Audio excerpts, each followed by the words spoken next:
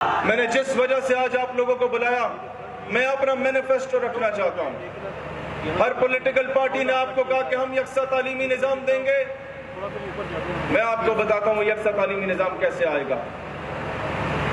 ہم یہ قانون سازی کروائیں گے کہ ہر ایم این اے، ایم پی اے، سینیٹر اور 17 اینڈ ابو گریڈ کے گزٹڈ آفیسر کے پہ لازم کیا جائے گا کہ اس کا بچہ 10ویں تک کی تعلیم سرکاری اسکول میں کسان مزدور ہاری کے بچے کے ساتھ ایک ہی بینچ پہ بیٹھ کے ادا کرے گا۔ تب جا کے دو نہیں ایک پاکستان بنے گا، تب جا کے یکساں تعلیمی نظام آئے گا، ہماری خارجہ پالیسی آزاد ہوگی۔ میں یہ بتانا چاہتا ہوں، ہم نے دنیا میں اپنا مقام مرتبہ بحال کرنا ہے تو دنیا کے تمام ممالک سے برابری کی سطح پہ مل بیٹھ کے چلنے کو تیار ہوں گے۔ اپنے پڑوسی ممالک سے ہم دوستی کے خواہاں ہیں، ہم مغربی ممالک سے دوستی کے خواہاں ہیں، ہم تمام مغربی ممالک کو اپنا بھائی بنائیں گے، لیکن باپ کسی کو نہیں بنائیں گے انشاءاللہ تعالی۔ بھائی اور باپ میں زمین آسمان کا فرق ہوتا ہے۔ خارجہ پالیسی ہماری بہت سٹریٹ فارورڈ ہوگی کہ ہم لوگ کسی انٹرنیشنل چودھری سے اجازت لے کے کسی دکان سے مال خریدنے نہیں جائیں گے۔ ہمیں ایران اور روس اگر سستا تیل، بجلی، گیس دیتا ہے یا کوئی بھی اور ملک دیتا ہے تو ہم کسی سے پرمیشن لیے بغیر اس کے ساتھ کاروبار کریں گے۔ ہم کسی کے زیر عتاب آ کے اپنے فیصلے نہیں کریں گے۔ اور اس کے بعد میں آپ کو اگزامپل دینا چاہتا ہوں، ہمارے پڑوس میں ہندوستان موجود ہے۔ اس ہندوستان میں کیا ہوتا ہے کہ وہ جب روس سے تیل کا معاہدہ کرتا ہے تو امریکہ ناگواری کا اظہار کرتا ہے۔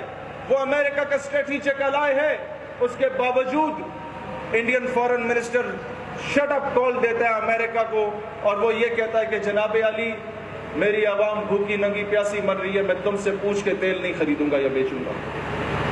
لہٰذا میرے بھائیوں، میں اگلی بات آپ کو بتانا چاہوں کہ پاکستان نظریاتی پارٹی نے اپنے مینیفیسٹو میں یہ واضح کر دیا ہے کہ ہم 70% ٹکٹ نوجوانوں کو دیں گے، اور ہم لوگوں نے میجورٹی ٹکٹ ابھی تک نوجوانوں کو اناؤنس کر کے یہ ثابت کیا ہے کہ جس وعدے پہ اور جس بیانیے پہ ہم آئے تھے ہم اس پہ پورا اتر رہے ہیں الحمدللہ۔ اس کے بعد ایجوکیشن سیکٹر میں دیکھیں، میں ہمیشہ جذباتی باتیں کرنے کا قائل نہیں ہوں۔ میں آپ کو آج یہ سمجھانے آیا ہوں کہ ہم کس طرح تبدیلی لائیں گے حقیقی معنوں میں۔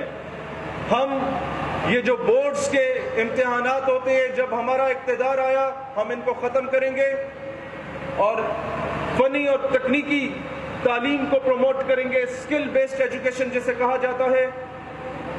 آئی ٹی کے سیکٹر کو پروموٹ کریں گے، فری لانسنگ کے مفت کورسز تمام سرکاری کالجز میں کروائے جائیں گے۔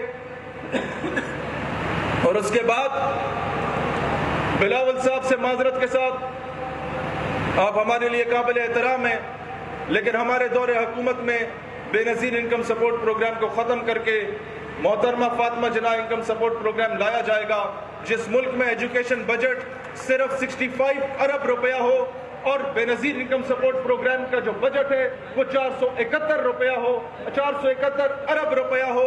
اس ملک کا پھر یہی حال ہوتا ہے کہ ساری دنیا آٹے کے لائنوں میں لگی ہوتی ہے اور مہنگائی کا دودھی بول رہا ہوتا ہے۔ ہم لوگ کیا کریں گے؟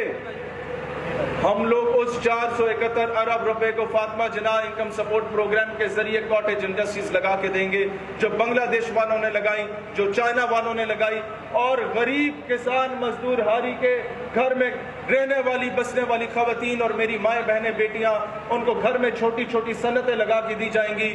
آپ یقین کریں ہمارے دور حکومت میں کسی کو بھی مہینے کے پہلے دن سڑکوں پہ بوڑھی ماؤں اور جوان بیٹیوں کو کھڑے ہو کے لائنوں میں آٹے کے تھیلے نہیں لینے پڑیں گے، انہیں گھر کو ان کا روزگار مل جایا کرے گا انشاءاللہ تعالی۔ ہم وہ ماڈل لے کے آئیں گے۔ اس کے بعد ہمارے دور حکومت میں ون سم پروگرام ہوگا، جو صرف پاکستان کی موبائل سم ہوگی وہ چلے گی، اس کے علاوہ باقی تمام ٹیلی کام نیٹ ورکس کو ہم لوگ اسی کے اندر ضم کریں گے۔ اس کی اگزامپل دینا چاہتا ہوں، دبئی میں اتصالات چلتی ہے وہ ان کی اپنی ہے، سعودیہ میں ایس ٹی سی اور زین چلتی ہے وہ ان کی اپنی ہے، تھائی لینڈ میں تھائی کام چلتی ہے وہ ان کی اپنی ہے۔ یہ صرف ہمارا ملک ہے جس نے پوری دنیا کی ٹیلی کام میں جو ہے وہ ادھر لا کے رکھا ہوا ہے۔ ہمارے دور حکومت میں صرف یو فون اور ایس کام چلے گا جو ریاست پاکستان کے اپنے ہیں، باقی تمام کو اس کے اندر ضم کیا جائے گا۔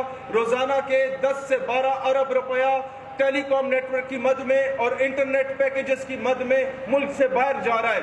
اور وہ دوسری چیز انٹرنیٹ، صرف پی ٹی سی ایل کو اجازت ہوگی کہ وہ پاکستان میں اپنی سروسز پرووائڈ کرے، باقی تمام انٹرنیٹ کمپنیز کو ہم لوگ پی ٹی سی ایل کے ساتھ مرج کر دیں گے۔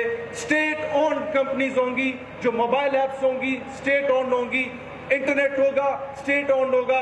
روزانہ کے 12 ارب جو ملک سے باہر جا رہے ہیں ان کے بلز کی مد میں، اسے 365 سے ملٹی پلائی کرے تو خود اندازہ کرے پاکستان ایک سال میں اپنے کتنے قرضے اتار سکتا ہے۔ یہ پالیسیز مجھ سے پہلے کیوں نہیں ڈسکس کی گئی؟ باقی جماعتوں نے کیوں نہیں ڈسکس کی؟ کیونکہ وہ ان لوگوں سے کمیشن کھاتے ہیں۔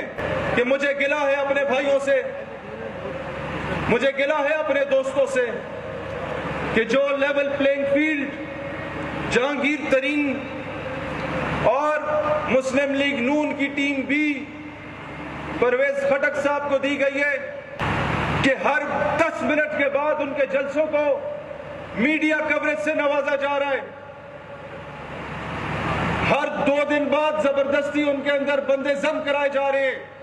میرے بھائیوں، اس کی 10% لیول پلینگ فیلڈ اگر آپ ہمیں دے دیتے ہیں اور میڈیا کو لائیو کوریج کی اجازت دے دیتے ہیں تو جو بھگوڑا مینار پاکستان پہ ہاتھ میں کبوتر اٹھا کے کھڑا ہوا تھا، وہ بھگوڑا ایک ہاتھ میں بش اور ایک میں پالش بھی اٹھا کے کھڑا ہو جائے تو وہ کبھی وزیر اعظم نہیں بن سکتا۔ وہ جو برطانیہ میں بش اور پالش لے کے چلا جاتا ہے، وہ جو امریکہ میں چلا جاتا ہے یہ لے کے ان کے ساتھ، وہ جو مرضی کر لے، وہ وہاں سے جتنا مرضی سفارشیں اور آشیرواد لے کے آ جائے، وہ کبھی نہیں بن سکتا۔ کہ محب وطن نوجوانوں کو مین سٹریم میں آنے دیا جائے، ان کو انکریج کیا جائے۔ ہم لوگوں کی قربانیاں کسی سے ڈھکی چھپی نہیں ہیں۔